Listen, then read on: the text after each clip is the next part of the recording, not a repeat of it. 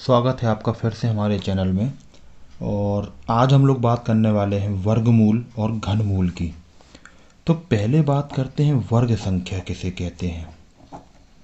क्या वर्ग संख्या या इसको स्क्वायर नंबर भी कहा जाता है। अब ये क्या होती है? जब हम किसी संख्या का उसी संख्या में गुणा करते हैं तो जो संख्या हमको मिलती है वो वर्ग संख्या कहलाती है। इसको हम 3 की पावर 2 या 3 की घात 2 भी लिख सकते हैं। ठीक है, ये कहलाएगी आपकी परिपूर्ण संख्या और ये कहलाएगी आपकी वर्ग संख्या। तो जब किसी संख्या का उसी संख्या में गुणा किया जाता है तो उस संख्या को इस तरीके से लिख सकते हैं और इसे वर्ग कहते हैं। अब बात करते हैं वर्गमूल की कि वर्गमूल क्या होता है। किसी संख्या का वर्गमूल वह संख्या है जिसे वर्ग करने पर वह संख्या प्राप्त हो जाए। जिसे वर्ग करने पर वह संख्या प्राप्त हो जाए, इसे कुछ इस तरीके से सॉल्व किया जाता है। या लिखते हैं जैसे √25 या वर्ग 25। तो इसको हम लोग 5 × 5 भी लिख सकते हैं। तो इसमें से सिर्फ एक ही संख्या बचेगी और ये 5 वर्ग कहलाएगा। और यदि हम 5 का वर्ग करते हैं जो कि 5 × 5 होता है तो हमको मूल संख्या प्राप्त हो जाती है। तो ये कहलाती है वर्ग। अब वर्गमूल निकालने की कई विधियां होती हैं। एक तो होती है गुणनखंड विधि और दूसरी होती है भाग विधि। गुणनखंड विधि और भाग विधि। अब गुणनखंड विधि में परेशानी ये है कि ये सिर्फ ऐसी संख्याओं का वर्गमूल निकाल सकती है जिसका जो हल है वो परिपूर्ण हो। जैसे जो गुणनखंड निकलेगा वो जोड़े में ही निकले सभी संख्याओं का। जैसे अगर हम 256 का निकालेंगे तो ये 2 × 2, 2 × 2, 2 × 2 और 2 × 2, 8 बार 2 आएगा पर सभी बार 2 के जोड़े बन जाएंगे, जिस वजह से इसको आसानी से निकाला जा सकता है। पर सिर्फ इसी तरीके के प्रश्नों को सॉल्व किया जा सकता है, पर भाग विधि में ऐसा नहीं होता। भाग विधि से हम किसी भी तरीके के प्रश्नों को सॉल्व कर सकते हैं। भाग विधि से हम लोग किसी भी तरीके के प्रश्नों को सॉल्व कर सकते हैं। जैसे भाग विधि काम कैसे करती है, तो भाग विधि काम करती है कुछ अलग तरीके से। यदि शेष 0 नहीं आए तो भागफल पर दशमलव डाल दें और जोड़ा 0 डालते रहें। अब देखते हैं, हमसे कहा जाए 49764 इस संख्या का वर्गमूल निकालना है। तो वर्गमूल निकालने की विधि कुछ इस तरीके की होती है कि हम इस तरफ से जोड़े बना लेते हैं संख्याओं के। अब बचा 4, तो हम बात करेंगे यहाँ पे 2, यहाँ भी आ जाएगा 2 और यहाँ आ जाएगा आपका 4। तो ये हो गया 0, यहाँ 97 उतर आया। अब जो गुणा किया होता है उसी संख्या को यहाँ पर जोड़ दिया जाता है तो आ जाता है 4। अब हम जब 97 से इसका भाग करेंगे तो ऐसी किसी संख्या से गुणा करेंगे, 4 के साथ हमें कोई संख्या लगानी पड़ेगी और उसी संख्या के साथ उसका गुणा किया जाएगा जो कि 97 से ज़्यादा ना हो। अभी ये थोड़ा आपको अजीब लग रहा होगा, पर जैसे अगर हमने 2 का गुणा किया या 2 जोड़ी तो हमें करना होगा 42 × 2 इस तरीके से इसका, और इसी 2 को यहाँ पर जोड़ा भी जाएगा। तो इसका अगर हम करेंगे तो यहाँ आ जाएगा 84, 743 981। अब ये 64 भी यहाँ पर आ जाएगा। अब ये जोड़ के हो जाएगा 44। अब हमें फिर ऐसी कोई संख्या ढूंढनी है जिसको यहाँ लिखने और उसी का गुणा करने पर इससे मिलती जुलती कोई संख्या मिल जाए। तो हमने कहा चलो 3 से करते हैं, तो अब इस संख्या का 3 से ही गुणा करेंगे और 3 को ही जोड़ देंगे। यहाँ 2 एक बार और आ जाएगा, यहाँ 3 आ जाएगा। अब जब गुणा करेंगे हम लोग तो हमको मिलेगी 1329, ये संख्या मिल गई। अब यहाँ फिर सॉल्व किया जाएगा इसको, तो यहाँ बचेगा 35। अभी ये पूरा हल नहीं हुआ है क्योंकि यहाँ एक संख्या बच गई है। अब हम लोग लगाएंगे दशमलव, और जब इसमें दशमलव लगाएंगे तो यहाँ पर एक ज़ीरो आ जाएगा। क्या आ जाएगा? ज़ीरो आ जाएगा। अब ये अभी भी सॉल्व नहीं हो रहा है। अब यहाँ एक जीरो आएगा, यहाँ 2 जीरो आ जाएंगे। ठीक है, अब क्योंकि जीरो लगाया है तो जीरो से ही गुणा करना पड़ेगा, तो क्या होगा? यहाँ सब कुछ 0 0 आ जाएगा। तो फिर यहाँ पर यही बचेगा और ये हो जाएगा जोड़ने पर 4460। अब ये आया। अब ऐसी कोई संख्या ढूंढना है, क्योंकि दशमलव लगा चुके हैं हम, यहाँ एक ज़ीरो लगाएंगे तो यहाँ पे 2 ज़ीरो बढ़ जाएंगे। अब ऐसी कोई संख्या ढूंढना है जिससे गुणा करने पर ये लगभग पूरा कट जाए। तो हमने 7 से किया, तो 7 यहाँ पे आएगा और 7 यहाँ पर ऐड भी हो जाएगा। अब जब गुणा करते हैं हम तो हमको मिलती है 312249।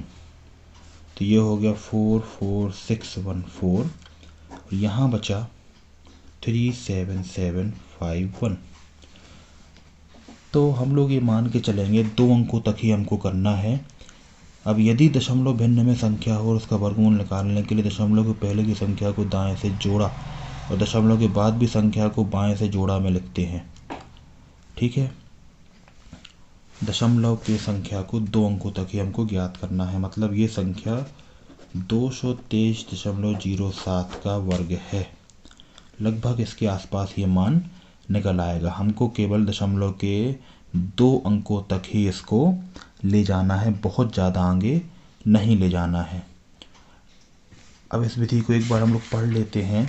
ये विधि कहलाती है सर्वप्रथम दी गई संख्या को भाज्य के स्थान पर रखें। भाज्य के स्थान पर रख लिया है। अब दाहिने से संख्या का जोड़ा बनाएं। दाहिने से संख्या का जोड़ा बना लिया।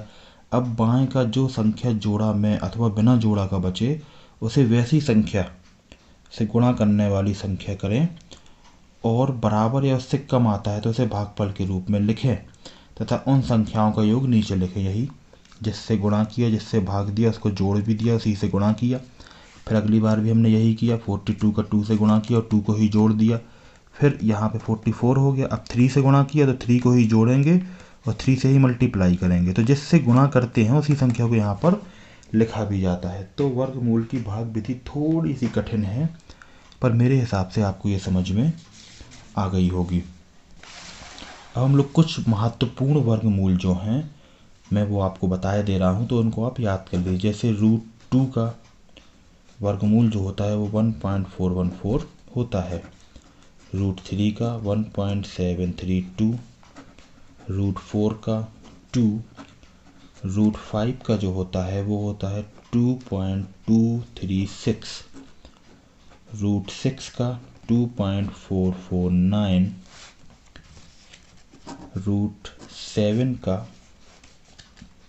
2.646, √8 का 2.828, √9 का 3, √10 का 3.162, √11 का 3.317, √12 का 3.464, √13 का 3.606, √14 3.742, √15 3.873, √16 4, √17 4.123, √18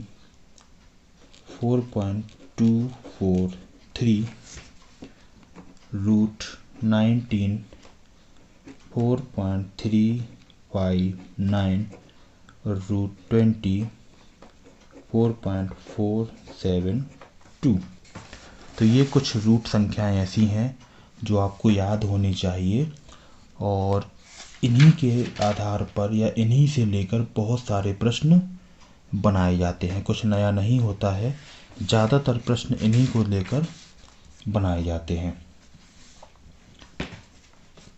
तो ये था आपका वर्गमूल। अब इसको लेके कुछ इम्पोर्टेंट पॉइंट हैं जो हम लोग देखते हैं। अब बात करते हैं घन संख्या की। किसकी? घन संख्या। तो किसी संख्या को जब 3 बार गुणा किया जाता है आपस में तो हमको घन संख्या मिल जाती है और इसकी मूल संख्या या परिपूर्ण संख्या 8 कहलाती है। अब बात करते हैं घनमूल की कि घनमूल क्या होता है। इसको क्यूब रूट भी कहते हैं। किसी संख्या का घनमूल वह संख्या है जिसका घन करने से मूल संख्या प्राप्त हो जाए। जिसका घन करने से मूल संख्या प्राप्त हो जाए, उसको कुछ इस तरीके से डिनोट किया जाता है। जैसे कहा जाए 64 का घनमूल क्या है, तो हम 64 को 4 × 4 × 4 लिख सकते हैं। तो जो संख्या बची इसमें से 3 के जोड़े में से एक संख्या निकाल ली जाती है, वही उस संख्या का घनमूल कहलाता है। देखो वर्गमूल में क्या होता है, उसमें 2 के जोड़े बनाए जाते हैं, इसमें 3 के जोड़े बनाए जाते हैं। अब हम लोग बात करते हैं कुछ महत्वपूर्ण घनमूलों की। जैसे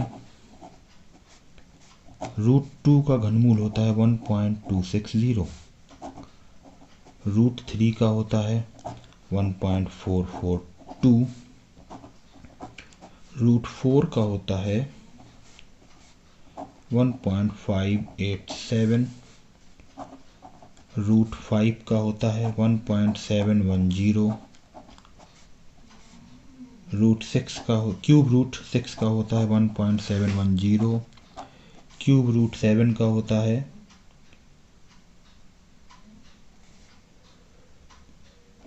ये गलत लिख गया, यहाँ पे होगा 817, √7 का होता है 1.913, क्यूब रूट 8 का होता है 2, क्यूब रूट 9 का होता है 2.0801, क्यूब रूट 10 का होता है 2.1539, क्यूब रूट 11 का होता है 2.224, रूट 12 का होता है 2.290, क्यूब रूट 13 का होता है 2.351, क्यूब रूट 14 का होता है 2.410 और क्यूब रूट 15 का होता है 2.4662। एक बार रिपीट कर लेते हैं। इसका होगा 1.260, 1.442, 1.587, 1.710, 1.817। यहाँ सभी में 3 रहेगा। मैंने लिखने के उद्देश्य से नहीं लिखा था। 1.913, 2.0801, 2.1539, 2.224, 2.290, 2.351, 2.410,